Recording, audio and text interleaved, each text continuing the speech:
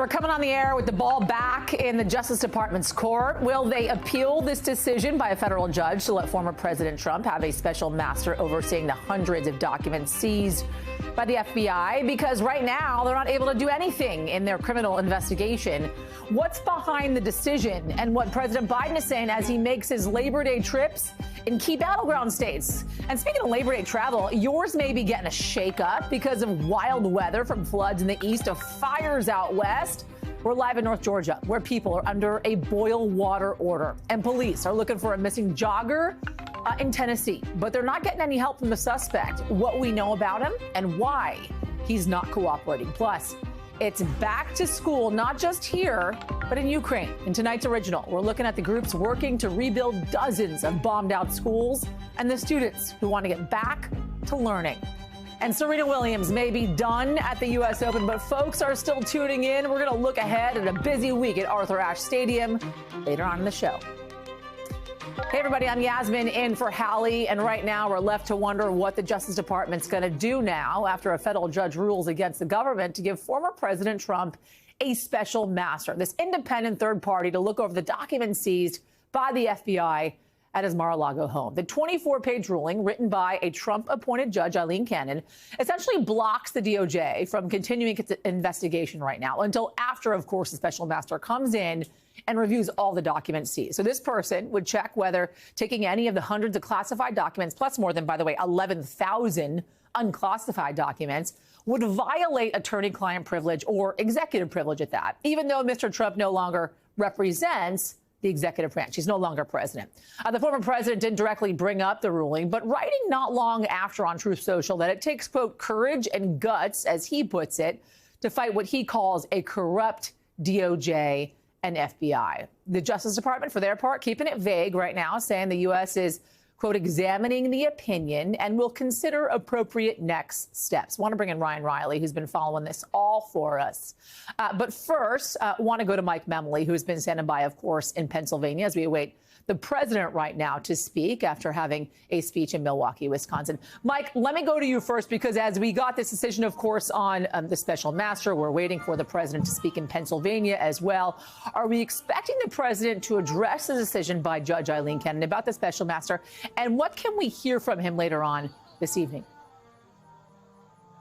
Well, Yasmin, we're not expecting him to address this, because that's really been the bright line the White House has tried to maintain between the work of this president and his administration with what the Justice Department is doing as an independent body without interference of the White House. So for Joe Biden at this event, following up on his stop earlier today in Milwaukee, we expect him to focus on the economy, to focus on what he claims and what he considers himself to be, which is the most pro-union president in history, pro-worker president. And I got to say, Yasmin, having covered this president a long time, I noticed behind me there is not a teleprompter set up like there was earlier today when he gave a longer set of prepared remarks. That might suggest the president will be briefer, give more informal remarks here, but Pittsburgh is kind of his happy place. This is the place where happy warrior Joe Biden is on full display. When you contrast that to what we saw just a few days ago with a very somber, a very serious, a very severe even message that he brought to Philadelphia on the other side of this key battleground state. That was one about what he considers to be the former president, a dire threat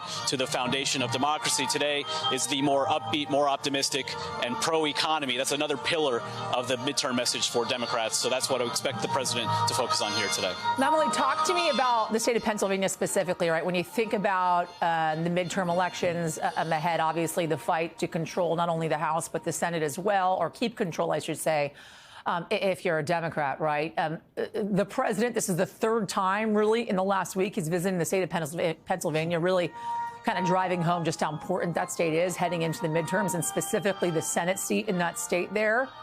Talk to me more about his focus there on that state, and, of course, possibly a visit from Fetterman at this speech tonight. Yeah, that's right, Yasmin. Not just the third time he's been to Pennsylvania in this week, but it's the 13th time he's come to this state since taking office. That's the most of any state in the union, other than Delaware, of course. We know he likes to go home quite a bit. But that really speaks to not just the fact that this is his home state, the state he was born, but a state that is critical in representing Democrats' hopes and aspirations for keeping very narrow majorities in the Senate and the House in 2022. You also have a key governor's race. I talked to Josh Shapiro this morning. He's the nominee for governor, who talked about, yes, this is really a race with national implications, given what his opponent, Doug Mastriano, who appeared, we should mention, with Donald Trump at a rally here also in Pennsylvania over the weekend, has threatened to do in terms of denying the election results, potentially implementing a total ban on abortion in this state. So this is really a critical place for the president, and we're going to hear him, yes, joined by, we still expect John Fetterman to be here. That's notable because we haven't seen these two men together since the last time Biden was in Pittsburgh earlier this year. Since then, Fetterman has won the nomination. He is the Senate candidate for the Democratic Party. He's also, of course, had some health issues. So an important visual to see these two men together at an event that really is in the Biden sweet spot, a union event. Quite the presidential musical procession happening behind you as they await, of course, the arrival of the president there in Pennsylvania. Mike Memley, as always, thank you, my friend. Let's now bring in Ryan Riley, who's been standing by for us and, of course, covering this decision when it comes to the special master. Something we've been waiting on for the last 5 days or so. Got the decision in earlier on today. Talk to me, Ryan, about how long this special master process could actually take, and is it possible the Department of Justice could let it really just play out, or are they likely to appeal here? It's a tough call because really this could be a significant setback for the investigation. You know, if this had just been limited to questions of whether or not there were any materials that were the subject of attorney-client privilege, I think the DOJ could have lived with it. But really, it would be a really unprecedented situation for, as the judge ruled here, a special master, a third party to come in and be deciding these claims of executive privilege, because all the litigation and law around executive privilege really rests in D.C., in the D.C. federal court. And it's all the litigation between the National Archives that's just supposed, like, about who is supposed to be able to actually control that material and when it should be disclosed is under law, under the Presidential Records Act, controlled just by the court in D.C. So having a special master, a third party, come in and try to pick out which ones would be covered by executive privilege would really complicate this and extend this out for a really long time, Yasmin. Let me read a little bit from the ruling here, Ryan, if I could. The judge writing this, in addition to being deprived of potentially significant personal documents, which alone creates a real harm, plaintiff faces an unquantifiable potential harm by way of improper disclosure of sensitive information to the public. I got to say, Ryan, in plain English here, the judge isn't just taking the law into account. She's actually taking political considerations into account here, like the fact that we're dealing with a former president.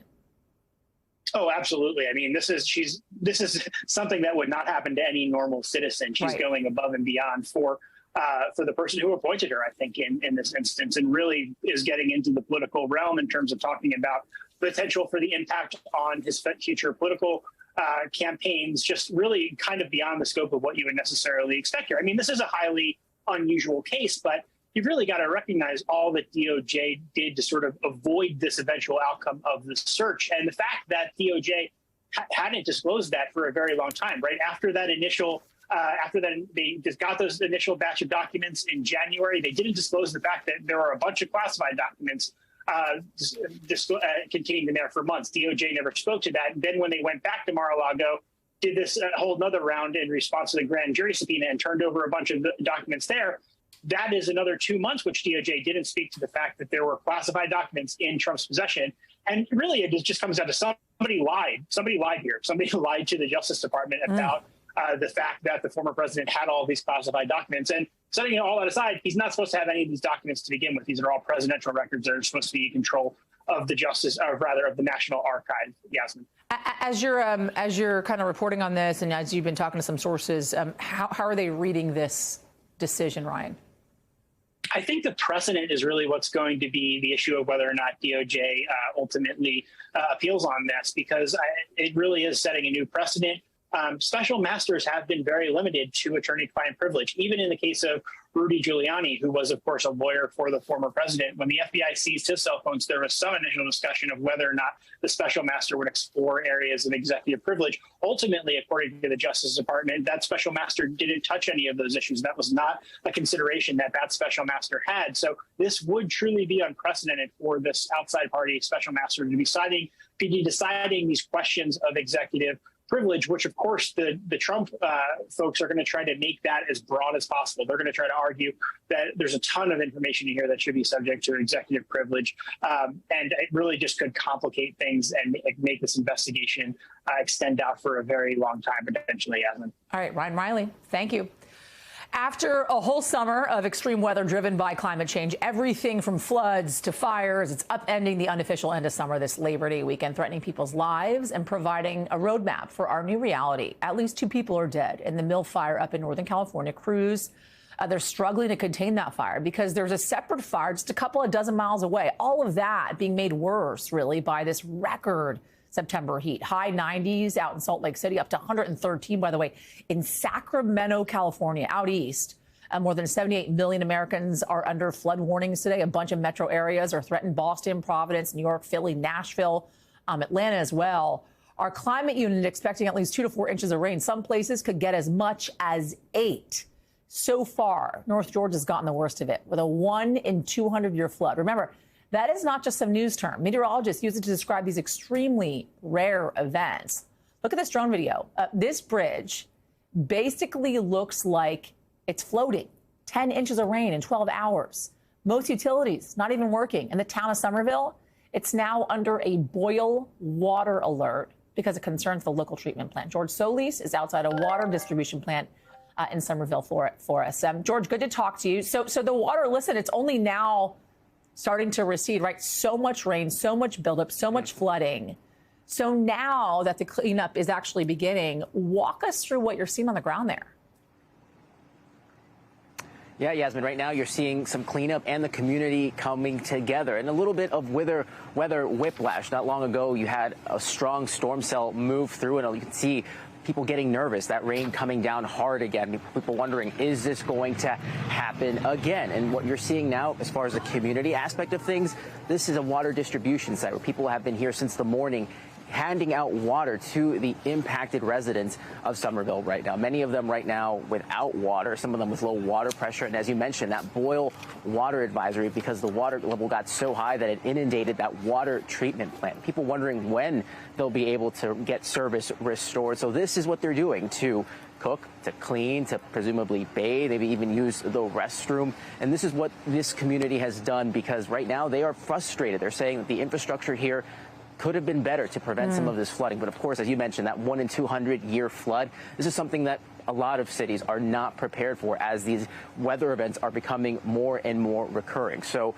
again, that weather system moving through, a lot of people paying attention now as more of these events start to occur. Yasmin? Yeah, so you mentioned kind of the reaction of what's happening on the ground now, but also the kind of anxiety as to what will be coming, right, and how to deal with things then. As you're speaking to folks in the area now, and they're worried about what's going to happen next time there's a flood. Yeah, some people are saying, look, this could have been much worse, especially with the waters receding as fast as they did. But still, the damage, of course, is done. As the sun came up, a lot of businesses reopened, some people starting the cleanup. People that were, of course, at the higher elevations were spared the worst of this. But other businesses that were in low-lying areas, well, they opened their doors and they saw their merchandise ruined. I talked to one boutique owner who said most of her merchandise was under the floodwaters, 2-3 feet. So wow. They're in the process of inventorying that, trying to process it for insurance. But she's telling me her losses are going to be in the hundreds of thousands. She's even wondering if she's going to be able to reopen. We got mixed reaction today from members of the community. I want you to take a listen to what they told me. I don't think anyone expected it to be this bad. So, because it's probably the worst that we've ever had in Chattooga County. I get it, things happen. To me, I think the drainage system wasn't all there prepared for what was going to happen. Yeah, see, not prepared for what was going to happen. So this is the kind of tone that people are now taking, especially with weather events that are moving through the region. And again, I should note, this water distribution only going to last for so long. So a lot of people counting on that state of emergency and seeing what resources are going to be handed over here, especially as people start dealing with maybe assessing the damage to their property, their businesses, and wondering how much they'll be able to recoup from their losses. All right, George Solis for us. Thank you, George. Want to bring in Michelle Grossman now, who's been tracking all the weather across the country. So, Michelle, obviously, I was talking to George right in Georgia. There's been some massive flooding there. Folks are out in this boil water notice. We know that's happening in Mississippi as well. And then you go out west, this extreme heat that folks are dealing with right now. Sacramento, 113 degrees, just astounding. What's going on here?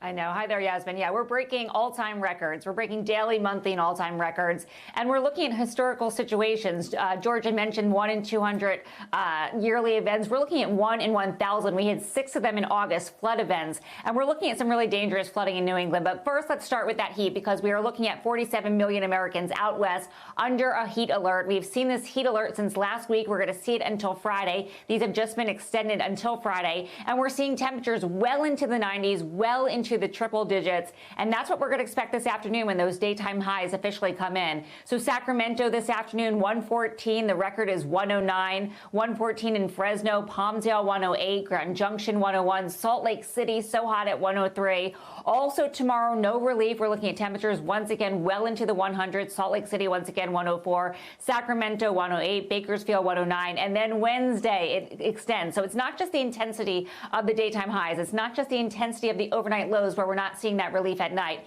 It's the duration. So we're seeing these temperatures go on and on. We're seeing these patterns get stuck. So Salt Lake City by Wednesday, we're looking at 100 degrees. Denver, even close to 100. And Burbank, Yasmin, on Wednesday, we're looking at 106. And this relief is not until later. The second part of the weekend, we're going to get a little bit of relief. Still high for this time of year, but better than what we're seeing right now. Michelle, if you will, walk us through the climate connection here, right? Yeah. The heavier flooding that we've been seeing, this extreme heat, the longevity of this extreme heat, 3, 4, 5 days that this stuff is lasting. Give us the connection. Okay, so what's happening is our daytime highs are getting hotter, so then we're breaking all these records. Also, a warmer atmosphere holds a lot more water. So when you talk about the floods, it's like a sponge. When you wring that out, you get that trigger of a cold front that comes through. You're bringing out much more moisture. And that's why we're seeing storms. We're watching a storm right now in Providence, Rhode Island that dropped 7 inches of rain in 3 hours. There's video of people stranded on I-95 Labor Day weekend, the Monday that people are trying to get back. Yeah. And they're climbing up to the center median right now. So you can search those images. It's happening right now. So there's a lot more moisture. It's also a little more complicated than that. We have a jet stream that moves west to east. It's a conveyor belt of air, of wind. And it's really our weather maker. So it's getting stuck. It's getting shorter. It's getting slower. So that's why we're getting these blocking patterns. This high pressure, this heat dome that's in place, it's not budging. It's anchored. So that's why we're getting these weather events that are lasting so much longer and are so much more extreme. All right, Michelle Grossman for us. Thank you, Michelle. Appreciate it. Sure. Yeah. All right, we're talking Labor Day travel as well, expected to reach pre-pandemic levels, according to AAA, with nearly 1/3 of Americans traveling this holiday weekend. Of those travelers, 82% planning on traveling by car, as the national average gas price dropped to $3.79, if you can believe it, after hitting a record high of $5.02 back in June. Joining me now with more on the outlook for travelers today is NBC's Zinkley Asamoah from LaGuardia Airport in New York. Zinkley, talk to me. It has been a fairly rough summer, to say the least, when it comes to travel. I myself have been delayed many times. Of course, as you're heading into the Labor Day weekend, and now folks are returning home, wanting to get back to work, back to school as well. What are they saying about delays that they've been feeling this weekend? Yeah, Yasmin, and I feel you on those delays. I have experienced many myself, and unfortunately, many travelers are feeling that this Labor Day weekend. Just yesterday, around 4,000 flights were delayed, according to FlightAware, and today it's looked a bit more like 2,000. So, as you mentioned, I'm here at LaGuardia Airport, and the sentiment has been mixed. Some people have been successful with their travels, saying it actually was not as bad as they anticipated, and others lamenting. Take a listen. Our flight got delayed about 4 times. We had to get on a flight coming here about 4 hours later than we were supposed to. One thing we did different this time is I booked earlier flights. It seems like, the delays with weather, we're probably the afternoon flights. So I kind of chose actually this first flight instead of a later flight today, just to be sure we make it home. And Yasmin, it's worth pointing out that in response to a lot of the flight disruptions that happened this summer and that the government anticipated this Labor Day, the Department of Transportation actually launched a new dashboard where flyers can learn more about their rights if they experience a traveling disruption. All right, so you can learn more about your rights if you experience a disruption. The question is, are there going to be more disruptions heading in to fall and then anticipating, of course, holiday travel? What are folks telling you as to how to avoid the distress of that type of travel?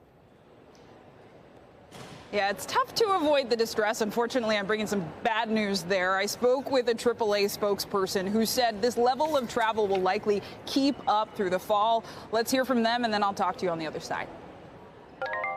Given what we saw this summer, it's just smart to start preparing for your holiday trips now and to have a backup plan if anything were to happen. Let's say gas prices change.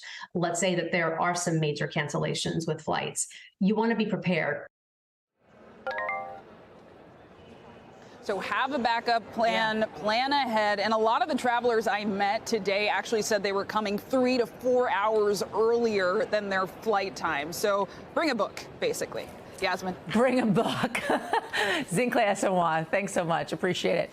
All right, Canada's Prime Minister Justin Trudeau addressing his country just before we came on the air in the wake of one of the deadliest mass killings in that country, where 10 people were stabbed to death. 18 others were hurt as well. Trudeau saying the federal government will help with any resources needed and that tragedies like these are becoming too common.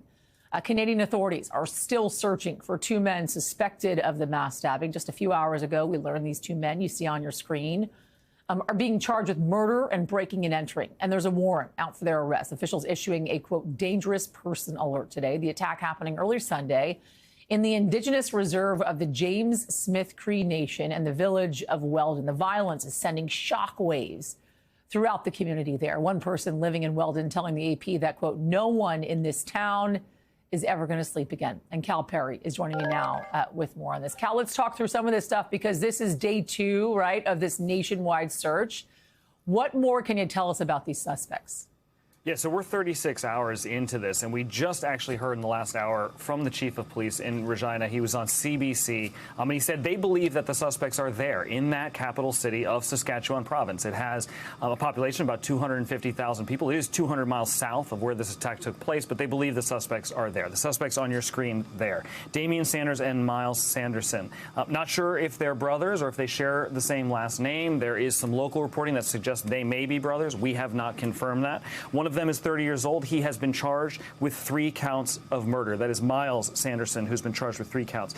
Damian Sanderson, 31 years old, has been charged, as you said, with 1 count of murder. But these are the 2 individuals that authorities are looking for. And as I said, this search is now spanning 200 miles. The area where these attacks happened, 13 different sites, Yasmin, is a very rural area, very sparsely populated. It is making the search more difficult. And again, the recent sort of intelligence, according to officials, is that they traveled 200 miles south into that capital city of Regina, which is why people there, even 36 hours after these attacks, are being told to continue to shelter in place. Yasmin. Any understanding at this point, Cal, of motive?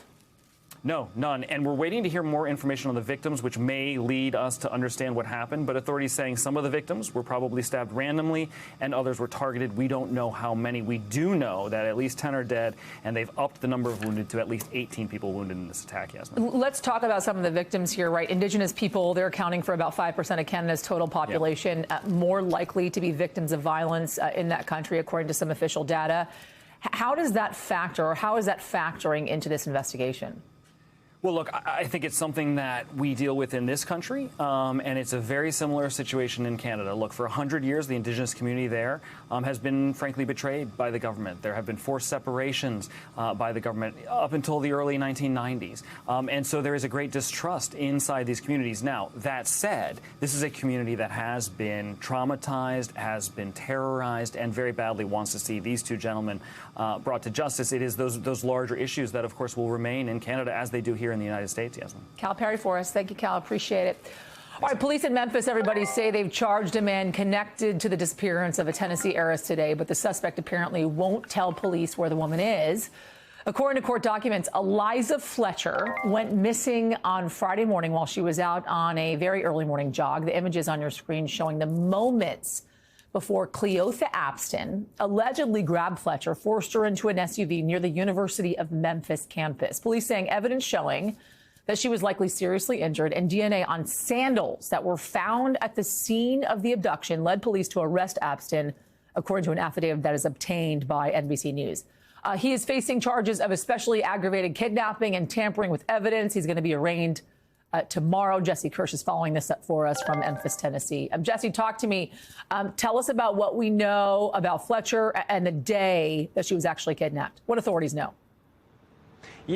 Yeah, and Yasmin, two quick updates I want to mention. First off, behind me, I don't know if you can tell, but there's someone in a pink shirt over there appearing to be either lighting a candle or laying down some flowers or something else at what is becoming a growing memorial at this intersection. This is just off of the University of Memphis's campus, and this is the area where police say she was last seen. Eliza Fletcher was last seen early Friday before this alleged abduction. The other update that has come through late this afternoon is that the suspect in this case is now facing more charges. But I do want to note, we looked through those charges, and they relate to theft and identity issues. They do not address what may have happened to Eliza Fletcher. So there is nothing to suggest an update as to her whereabouts in those new charges that have come through. We've reached out to authorities, but have not heard back yet. We know that Eliza Fletcher, as you alluded to, is a member of a prominent family here in Memphis. This community is familiar with her family. She is the granddaughter of a local hardware store magnate. So there was this question immediately as to the circumstances surrounding her disappearance. Obviously, those questions complicated by that background information. We know she is a junior kindergarten teacher, described as beloved by her school. She is active in her church, we understand. They held a vigil over the weekend thinking of her, and of course her family is hoping this mother of two young children is found alive and safe, hopefully soon, because at this point authorities are still looking for her. What is said to have happened around here early Friday, according to an affidavit that has been released, is that Fletcher was on her early morning jog, and that's when the affidavit says an SUV drove past her, then stopped, waited for her to jog by, and at that point, according to the affidavit, the suspect gets out of the vehicle, violently forces her into the vehicle, and then 4 minutes pass before the vehicle takes off. And I asked a former FBI special agent that we interviewed a short time ago what could have happened in those 4 minutes. And in terms of an investigation, in terms of a crime of this nature, that former special agent says that 4 minutes is almost like an eternity. It is a very long time, and it gives time for a suspect to potentially subdue someone, restrain them, and potentially seriously injure them. And that is something that is expected based on this affidavit. They expect that this could have been a bloody, violent abduction. And so at this point, authorities say they have the suspect, the person responsible, in custody. They are still searching the area. They have this massive dragnet out throughout the area looking for this mother of two. Yesterday, we did see authorities searching nearby an area where, according to the affidavit, the suspect was seen by two witnesses reportedly cleaning out the car with floor cleaner and washing his clothes in a sink.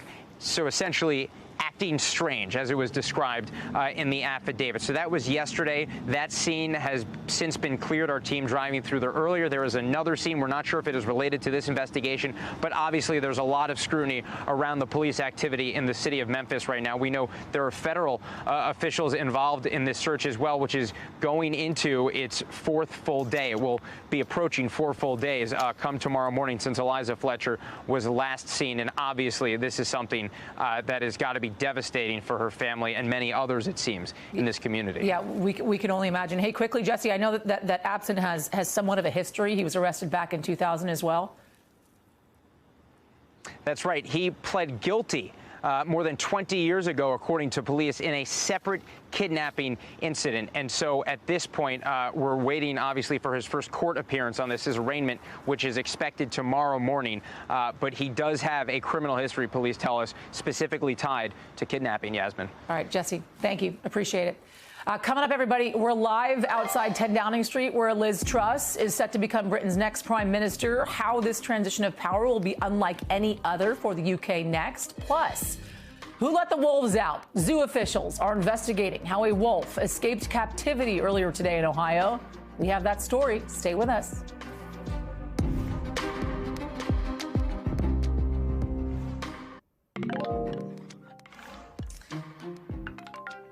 All right, to the UK, where tomorrow Liz Truss will officially take over from Boris Johnson to become the UK's new prime minister. Both of them will head over to Scotland to see the Queen, where she'll appoint Truss officially.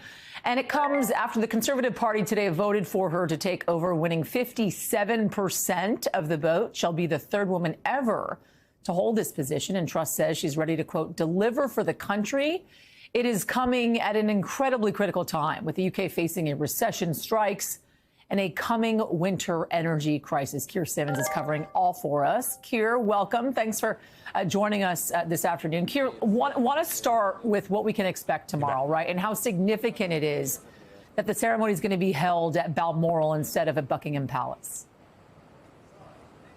Oh, yeah, it's hugely significant to the country, I think, and also, of course, to the Queen. This is a key constitutional moment, the handover of power from one prime minister to another. Normally, prime ministers, for 70 years anyway, since Queen Elizabeth has been the Queen, prime ministers would travel about half a mile around the corner from here, Downing Street, to Buckingham Palace, and the whole thing would happen there. Instead, they are going to have to travel 500 miles to Balmoral in Scotland. The Queen suffering, as Buckingham Palace says, these mobility issues, increasingly frail. These are difficult political times here in Britain, and I think the sense that the Queen is struggling with her health just adds to that feeling of insecurity. So what we're going to see tomorrow, just to answer your question quickly, Boris Johnson will walk out here in the early hours of the morning, your time, make his resignation speech, go to Scotland, have that time with the Queen. Then the new Prime Minister, Liz Truss, she'll meet the Queen there, then come back here and make a statement in the afternoon, sometime around 9-ish Eastern time.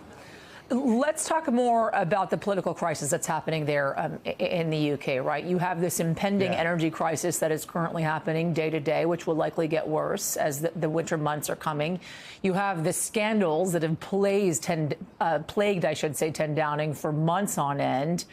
How does Liz Truss, how does she fit in as Johnson's successor and the challenges that lie ahead?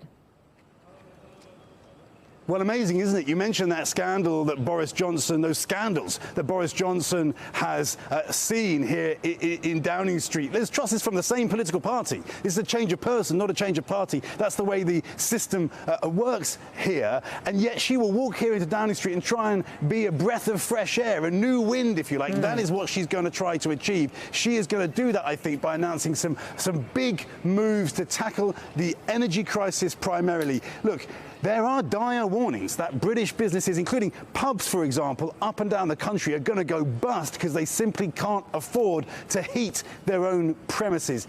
Extraordinary, incredibly damaging. Liz Truss is being compared to Margaret Thatcher. She is the third female prime minister, but people who know their history will also know that back in the 80s, Margaret Thatcher walked in to inflation, to strikes, to cost of living crisis, to a recession. She's similar in that way too. Hey, quickly, Keir, how is she being received on the ground there, right? Because she was picked by the Conservative Party, not necessarily by the people. Yeah, it's a bit like a primary where the general election is already decided. There are lots of people who are angry about it. The opposition, the Labour Party, is substantially leading in the polls. Liz Truss has said there won't be a general election now for 2 years. I think that's another perception challenge for her. Look, there are so many challenges. The war in Ukraine, repairing what's been a difficult relationship between the Biden administration and Prime Minister Johnson. The list goes on and on. I guess you could say at least she's starting from the bottom. Starting from the bottom. We'll be watching, of course, the transition of power tomorrow. Keir Simmons for us. Thank you, Kier. Good to see you. Turning now to the 5 things our team thinks you should know about tonight. Number 1, at least 46 people have died and 16 missing after a 6.8 magnitude earthquake hit southwestern China today. According to the Associated Press, the quake also caused landslides and damage to homes and phone and power lines, I should say. Sichuan, where the quake hit, sits where 2 tectonic plates meet and is regularly hit by earthquakes. Number 2, 8 climbers died trying to scale a volcano in Russia, with 4 still stranded there. A group of 12 people, including 2 guides, left last Tuesday to climb Eurasia's highest active volcano. Rescuers searched for the remaining survivors today after severe winds prevented emergency responders from landing a helicopter at the volcano. Number 3, 3 asteroids are set to pass by Earth today, according to NASA's asteroid tracker. 2 are on the smaller side, about the size of an airplane, while the third is approximately 250 feet wide, about the size of a building. According to NASA, they are far away enough to not cause any harm to us. Thank God for that.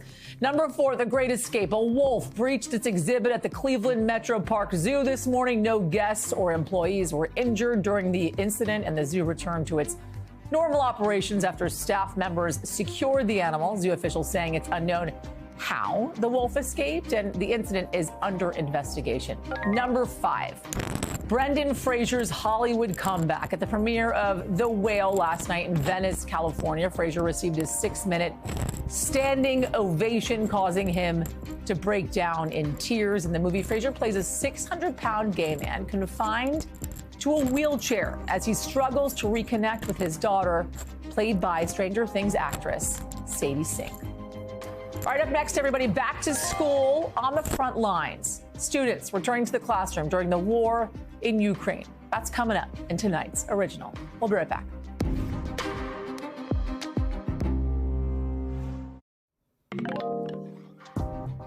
All right, we want to bring you tonight's Original with in-depth reporting on a topic we've been keeping an eye on. In Ukraine, today the last power transmission line connecting the Zaporizhia nuclear plant to Ukraine's power grid got disconnected after intensive shelling. That's according to the energy company that runs the plant. Also, 4 members of a team of nuclear experts left the plant today, and the energy minister saying repairs cannot be done right now because of fighting happening around the plant. And in the midst of all of this, war. And you still have civilians, regular people, just trying to live their lives. It's especially tough for kids heading back to school who have seen them bombed or destroyed. So now we're seeing organizations working to piece them back together. Meghan Fitzgerald has the story. As these girls collect their books and meet their teacher for the first time, reminders that this school year will be different. Just days before classes begin, all the windows are being replaced. The bomb dropped there. All of these windows blew out and the kids were in school. This is Chernihiv, Ukraine. It was one of the first places Russian troops invaded from the north. Among the destruction, 27 schools damaged or destroyed, teaching lessons no student should ever learn. They know what is the sound of the airplane coming to bombard you. It's horrible that children have to experience it.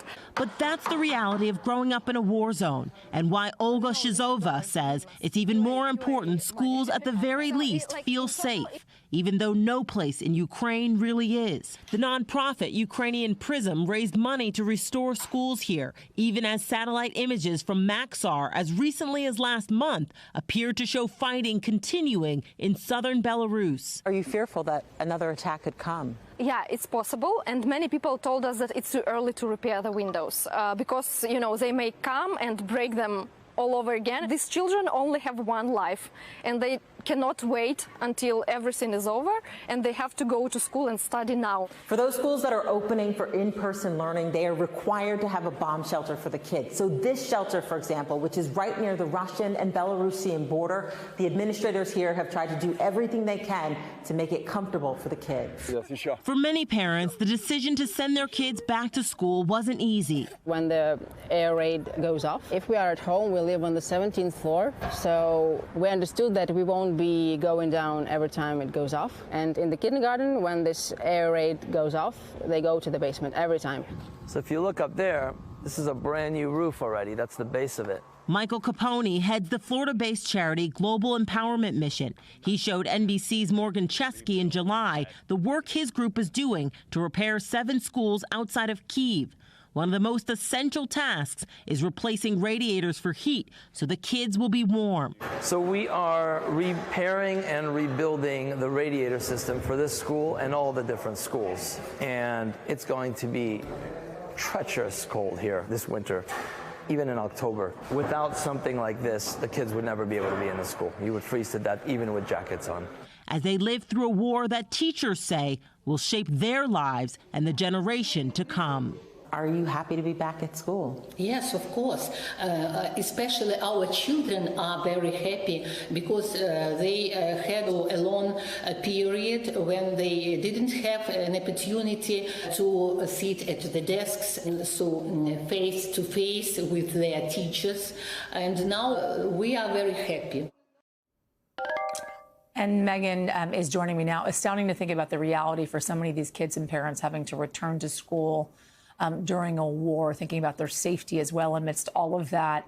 I know just over half the schools, Meghan, in Ukraine, the reopening to in-person education. What else are you hearing from teachers there about how they're planning to kind of ease students into the school year and also online as well where it's needed?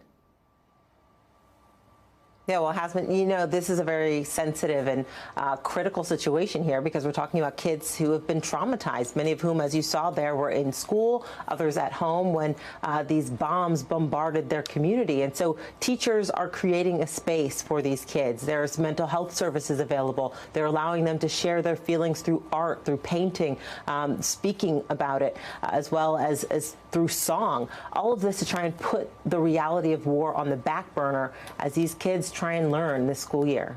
Yasmin? Meghan, thank you so much. Appreciate it. After the break, everybody, California's governor making history, signing a first-of-its-kind measure, giving hundreds of thousands of fast food workers more power and more protection. Plus, Meghan and Harry back in the spotlight as they touch down in the UK. A Daily Telegraph reporter joining me with the latest royal family drama. That's next.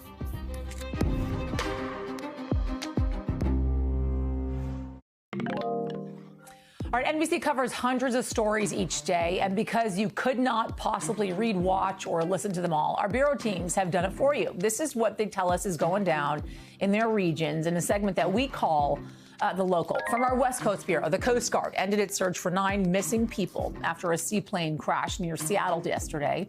The body of one person was already found. The plane carrying 10 people, including 1 child, crashed into Puget Sound as it was about halfway into a 50-minute flight. Authorities saying the cause of the crash has not yet been determined. Over to Hawaii, a 51-year-old woman was rushed to a Maui hospital after suffering a serious shark bite this weekend while visiting from France. The woman was reportedly seen swimming or possibly snorkeling in murky water about 100 yards from shore. Bystanders jumped into action attempting to treat her injuries on shore before responding officers arrived. Beachgoers were warned to stay out of the water until further notice. Also out west, California Governor Newsom signing a historic bill today to provide working conditions and wages for more than 500,000 fast food workers. A 10-member Fast Food Council will be created to set standards for wages, hours, and working conditions. The new law will apply to fast food chains with more than 100 restaurants. Owners have spoken out against the law, saying it would drive up consumer costs. All right, today, Prince Harry and Meghan Markle are back in the UK, with Meghan saying today it's, quote, very nice to be there in a keynote address, the One Young World Summit in Manchester. She also talked about the importance of shifting the global perspective of, quote, one of curiosity over criticism. This trip's coming after a ton of publicity around the first 2 episodes of her new podcast dropping on Spotify. There's also that interview in New York Magazine. In it, she talked about her time as a royal, at one point saying that, quote, just by existing, we were upsetting the dynamic of the hierarchy. Camilla Tominey with me from The Telegraph, joining me now. Camilla, let's talk through some of this stuff, because this is Meghan's first speech in the UK since the couple finished as working royals. How was their presence today felt, given the timing of it and the talk around her recent interviews? Hello, Hallie. It's interesting, isn't it? Because actually Meghan's work seems to be divided between the charitable and the controversial. So in doing this One World Summit, she's been associated with that organization for years before she even met Prince Harry, gave a speech which was, of course, well received because she's in a warm audience there, and there are people there who want to see her because of her star status and the fact that she's married to a prince and the fact that she's made this contribution over many years. But at the same time, in the background of all of these visits is this sense that they are raging against the royal machine, that the couple are quite outspoken in some of the interviews that they've done. Most recently, you mentioned the New Yorker and the idea that she has been critical again of the royal family, which then garners headlines for all the wrong reasons, but yet I suppose is useful from a publicity point of view when you're trying to promote your show on Spotify and Netflix. So it is a bit of a conundrum. This is their first visit, Camilla, to the UK since the Queen's Platinum Jubilee, right? Where does their relationship stand with the other royals right about now? Well, the Queen's always used the term, they remain much loved members of the family. And we know at the age of 96, she's not really in the mood for more conflict in her life. And I think, as is ever the case, she's always been very close to Harry and would love to see him. I don't think the couple are going to go up to Balmoral because the Queen's very busy tomorrow, my time, because she's going to be anointing the new Prime Minister, Liz Truss. And equally, the couple are on a whistle-stop tour. They're in the UK, then they're in Dusseldorf to launch next year's Invictus, then they're back in the UK. And the relationship with the Cambridges, I would say, is still very frosty. Weirdly, the couples are both going to be a stone's throw apart because William and Kate have just moved into Windsor, into Adelaide Cottage. The couple, Harry and Meghan, are going to be living in Frogmore. It's really close by, but we don't think they're going to see each other. That echoes the Platinum Jubilee weekend where the couples had no interaction at all. So there's still hurt felt over the Oprah Winfrey interview and subsequent interviews. And of course, the royals are also bracing themselves for Harry's forthcoming autobiography, which again promises to heap yet more misery on his royal in-laws. Camilla Tominey, thank you so much. We will be watching for sure. Still to come, everybody, a wild week in the world of tennis as we move to the quarterfinals. Serena Williams still having a major impact even after laying down her racket. We're going to have that conversation coming up next.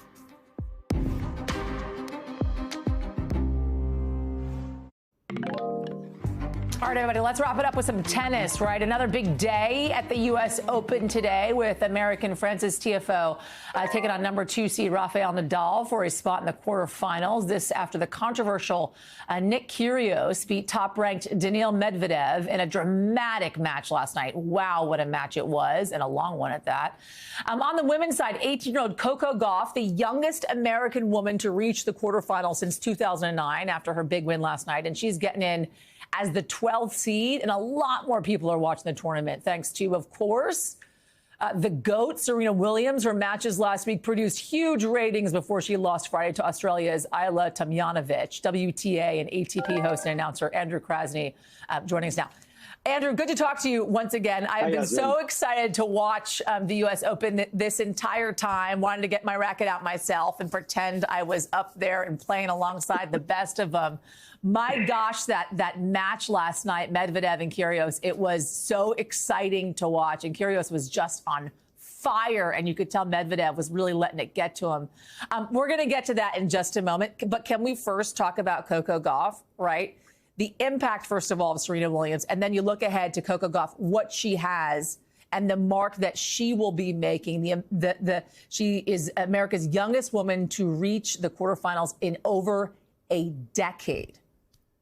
Listen, she is everything you think she is, right? But what's so special about Coco is what she's like off the court. She's articulate, she's vocal, she's been at rallies during the pandemic and during BLM rallies. She's mature, she's smart, she's bright, and she's got game. She's got game. Okay, let's talk about going into the quarterfinals. Who are you watching, right? Okay, men, women, what do we look out for? Okay, so we still got some quarterfinals to be determined, but I'm watching Iga Swiatek taking on American Jessie Pegula. Yeah. She's a top American. Coco Gauff taking on Caroline Garcia. The French woman is playing the best tennis of her career. She just won Cincinnati. couple weeks ago. Carlos Alcaraz in the round of 16 tonight, taking on 2014 U.S. Open champion Marin Cilic. That's where my money is. I'm watching that match tonight. If anyone can beat Alcaraz, it's going to be Cilic, but his work's going to be cut out for him. You know what's been astounding to me in watching all this? It feels like folks are really focused on the U.S. Open now more than ever, right? Everybody's talking about, you don't have to be a tennis fan to really be into the U.S. Open. Everybody has been talking about. Do you think that this popularity is going to be sustained and grow beyond this tournament? And why do you think that is right now? I think you're on the money, Yasmin. I think it's more than ever that we need role models in sports, and they're stepping up to the plate. I think what Serena is going to do in her next chapter, all eyes are on it, and she has promised that she is going to remain in our sport. She doesn't know in what capacity yet, but she's going to stick around. And I think everyone needs these positive role models in our lives. And I think the tennis has stepped up to the plate and they're producing them. Look at what Nick Kyrgios is doing right now. My gosh. He is finally maturing and he's showing everybody what he's capable of doing, and he's chilling out on his antics. Don't get me wrong. He's still got to work out some demons, but he's understanding his potential and showing everybody what he can do as a leader. Oh my God, Andrew, but what a game. What a play. I mean, watching it was nail biting. It was astounding. But you could just tell, I mean, watching tennis is so incredible because it is such a head game as well, right? And you could tell the second that Medvedev allowed his head to get the best of him, and when Kyrgios allowed his head to take him to the win, right? Especially when he was just kind of getting those serves in one after another, with just pounding them in. It was just incredible to see through and through. At this level, everyone is pretty similar, right? So it really becomes a mental game. Who can cross those hurdles and get to that next level on a mental level? So it's really going to be a spectacular. We had a whole nother week to go. Whole nother week to go. Andrew Krasny, love talking to you about this stuff. Thank you. Appreciate it. That wraps up for this hour, everybody. We're going to have more same time, same place. Coverage picks up right now. Thanks for watching our YouTube channel. Follow today's top stories and breaking news by downloading the NBC News app.